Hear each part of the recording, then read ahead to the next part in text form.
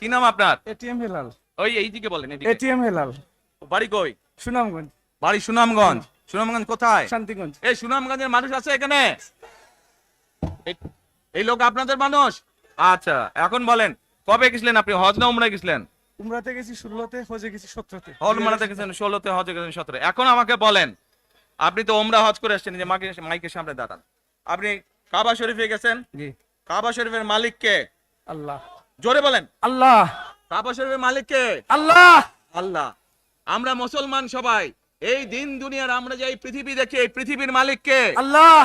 এই সূর্য নক্ষত্র যা দেখি তার মালিক কে? আল্লাহ। বেহেশতের মালিক কে? আল্লাহ। দোজখের মালিক কে? আল্লাহ। আচ্ছা দাঁড়ান, এবার আপনি বসেন এখানে। আপনারা সকলেই সাক্ষী দিলেন দোজখের মালিক আল্লাহ, বেহেশতের মালিক আল্লাহ, এই পৃথিবীর মালিক আল্লাহ, কাবার মালিক আল্লাহ। আরে ভাই, যেটার মালিক আল্লাহ সেটা কি অন্য কেউ দেওয়ার ক্ষমতা রাখে?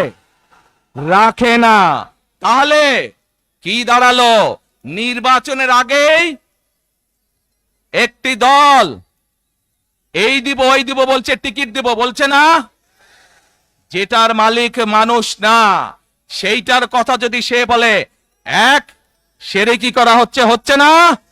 যার মালিক আল্লাহ, যার অধিকার শুধু আল্লাহর একমাত্র, সবকিছুর অধিকার উপরে আল্লাহর অধিকার। কাজেই আগেই তো আপনাদেরকে ঠকাচ্ছে, নির্বাচনের ফলে তাহলে কেমন ঠকাবে আপনাদেরকে বোঝেন এবার। শুধু ঠকাচ্ছেই না মানুষকে, যারা মুসলমান তাদেরকে শিরকি করাচ্ছে তারা। নাউজুবিল্লাহ।